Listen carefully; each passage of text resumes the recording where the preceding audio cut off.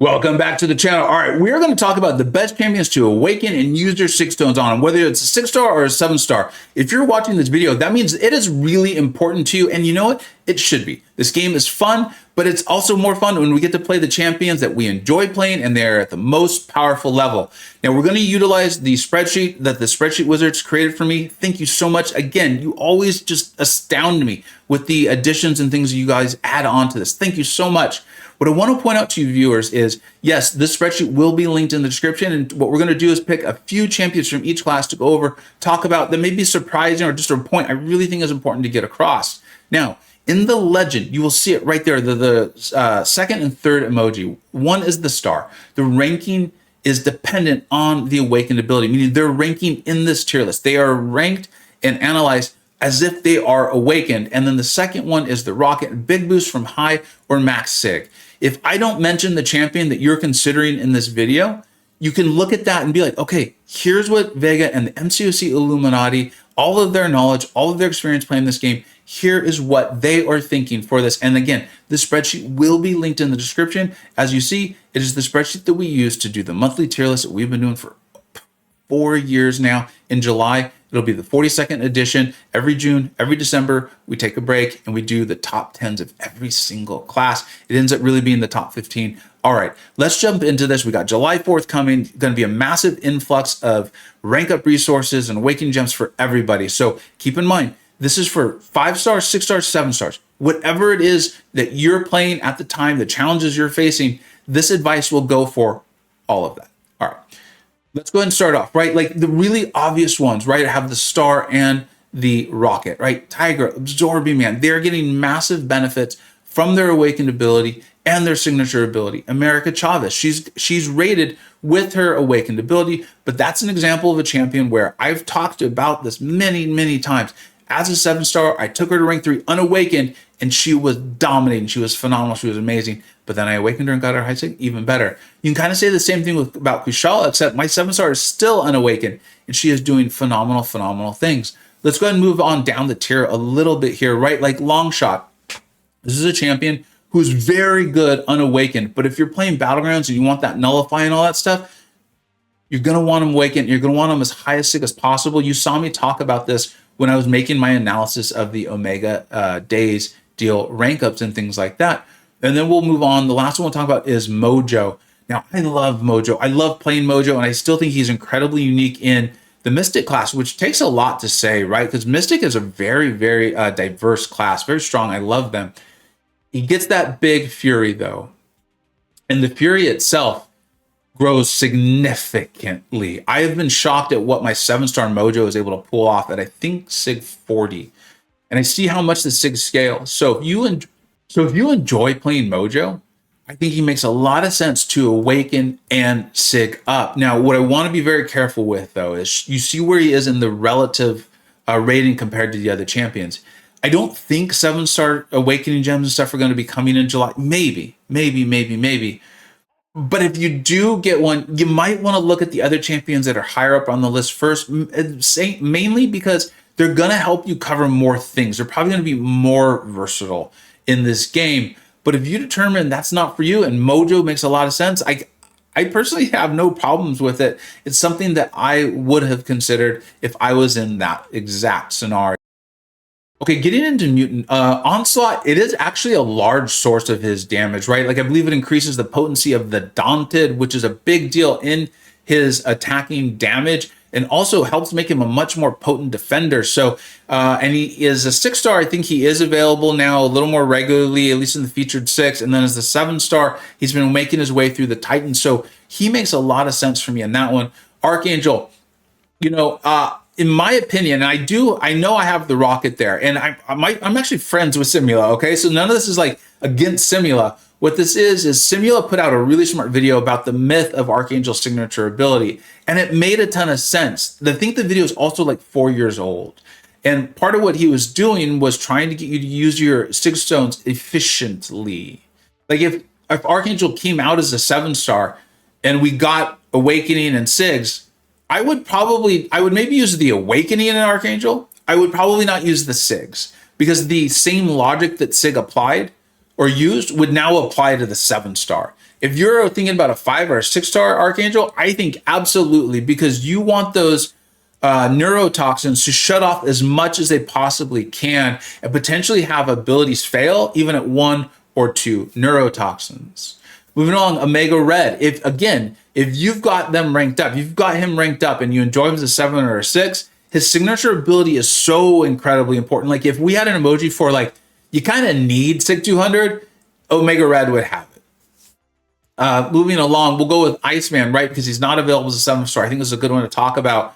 If you're ranking up your 6-star, take him to SIG 200. I think you'll be really happy about it. It's as simple as that. If he was available as a 7-star, I don't know if he needs the higher SIG. I think getting him Awaken be really nice. You get that initial like evade counter on and things like that. I think it's really helpful in fights where you're wanting to take him. And then last, we'll talk about Namor. Namor is similar to Omega Red, where it's like part of why, although Omega Red is, I think, a better, more versatile champion, right? Namor, still great. Don't get me wrong, not taking away from Namor, but what I'm saying is you're probably not using him as frequently as Omega Red. If you've got them both ranked up and you enjoy using both of them, you're probably going to find more places for Omega Red or where the utility that is asked for, Omega Red will have. Namor, it's in that SIG. So if you enjoy Namor, if you enjoy playing Namor, if you find yourself taking fights with Namor, definitely SIG him up. Definitely. It's going to make him often the literally best option for those fights with the damage back mechanic. Moving on to Science, one of the things that really stands out that I think is important to talk about is in their tier above all, meaning their most powerful, versatile champions, none of them have the rocket emoji. And I really thought that because I went to make this video, I went back and I really just examined the emojis on all of the champions. And, you know, there's a chance I missed one, right? We've got like hundreds of champions on this list, but I went through and I really looked at it, and every single one, I was like, I can't honestly advise you to put your signature stones in any of these champions. Maybe Photon, because it does make her a stronger defensive champion as a 6-star. But again, for a spreadsheet and giving advice like this, generic advice, I think you get them Awaken, you're just a happy camper. I mean, Scorpion, I think, blocks the unblockables with just SIG 1. It's a wild SIG. It's fantastic. Silk, like, it'd be nice to reverse the regen, but you're really just looking for the slow and continue on with that tier above all. So we'll move on to the Scorching tier, where I want to point out Red Guardian. His signature ability is not as needed now as it was before his buff, but it's still fantastic. And he's available as a 6-star. And if right now you're at the place where 6 stars are really meaningful to you, I understand that putting all those signature stones might feel really difficult, but I have a feeling, I feel strongly actually, that if you're looking to rank up a champion as a 6-star, it's because you really enjoy them or you really need them for content. Make them as powerful as you can. You continue playing this game, and very soon you're going to find that 7-stars are making their way more and more into your roster, into your rank up decision, in your deck, and those 6-star 6 stones won't feel quite as important. And so when they are important, you're going to have them because you're progressing along in the game. I'm not saying go hog wild with the 6-star 6 stones. What I'm saying is it's like, maybe take a little bit of the pressure off that I know I feel when I'm thinking about using my 6 stones. Dial it down a little bit, because the champions you're considering, if they're going to help you clear content, that means they're going to help you get better rewards. And as you're getting those better rewards, you're going to start slowly but surely moving more and more to 7s. So just kind of keep that in mind there. Spider-Man 2099, his SIG, it's not needed, but man, is it important for a lot of those tougher fights that you're wanting to take him into. And he's really not available as a 7-star. So I think it makes a lot of sense as a 6. And then if you took him from the CCP challenges, you want him as powerful as you possibly can. I think he makes a lot of sense as a 7-star there. And then the last one I'll talk about on this list here is going to be Spider-Punk. And I've played Spider-Punk a lot on my Vega Prime account. Hopefully you're familiar with that. It's the free-to-play account I have started. I am making my way through Act 5. We as a community, right, the viewers and I, that's part of what we're doing there, decided definitely rank up Spider-Punk. We got him from like the Amazon rewards, or I don't remember. I think Kabam just sent out the 4. We awakened him. We took him to as highest as I possibly can, which was not very high. And then maxed him out though. I think he's rank 5, 4-star. And I'm still using him. He's actually one of my best champions. He's come in very, very handy for multiple boss fights, tough fights. He's great. understand why some people in the community are disappointed in him. But I think a lot of that's due to having like sky high expectations because he's such a cool character and because the designer did a great job of designing a really cool champion. And so as a result, we want to use him everywhere. Like I get it. I'm a player too. I fall into that trap as well. We're like, no, I want to use him in Battlegrounds and I want to use him in War and I want to use him in Questing. And I get it. His damage isn't quite immediately bursty enough to make him a dominant Battlegrounds attacker. But think about all the qualifiers I just put out there, right? If you're not pushing Celestial, right? Which outside of like 300 people, you're not. I think you're gonna have a really good time with him. He's very, very good. Has a lot of cool utility for like working through the Mystic class and things like that. I really enjoy him. I think if you've got him and you enjoy using him and he's helping you move through content, throw your 6 stones into him because it does make him much, much more powerful. And then the last one we'll talk about is She-Hulk. You know, she's not even available as a 7-star. And so as a result, I will be recommending her for Ascension for people. And part of that is the signature ability. I know some people actually don't like her signature ability. I personally love it. I understand that every once in a while, I guess it can come up as a negative. I'm not even sure I fully understand that, to be honest, but enough smart people have said it that I'm like, okay, they probably know something I don't, or they're aware of some niche scenarios. I personally love her signature ability. When I've used her, I've been really happy to have it. And so if I was ascending her, I would definitely look to Awaken and use my 6 stones on her as well. All right, now tech is like almost the exact opposite of the start of what we talked about in science, right? The tech champions, 2 of the best champions in the class, and they are that good. Both want to be Awakened and high Sig. And so they're not available as a 7-star as well. So if you're like, hey, I want to be as efficient as possible, I'm going to be efficient, I think these are your 2. This is where you're at. They're not available as a 7-star, and they are fantastic. And high Sig is really helpful to them, particularly Ghost, right? Because part of what makes her so powerful is you cause the phase mechanic, and then you're going to get power. So your power is actually growing while you're not giving power to the opponent. It's part of what helps her out. That's a part because she's so incredible, right? So if you're ranking up those 6 stars, you're looking for your 6-star 6 stones, your awakening gems, those sorts of things, you got to go with those 2, right? Let's move on. And I have shown this, right? You know I'm a huge Shocker fan. My own enjoyment of playing him and my own personal bias want me to put him in tier above all, but this is part of why we've got a whole team of smart people doing these lists, is so that my biases get at least balanced out, right? And also add on knowledge and experience. I've shown you Shocker with Sig. I've taken my 7-star to Sig 88. If you have not seen that and you're considering putting your Sigs into him, I think he's a phenomenal option because he's only been available in 1 set of crystals that was sold in December of last year.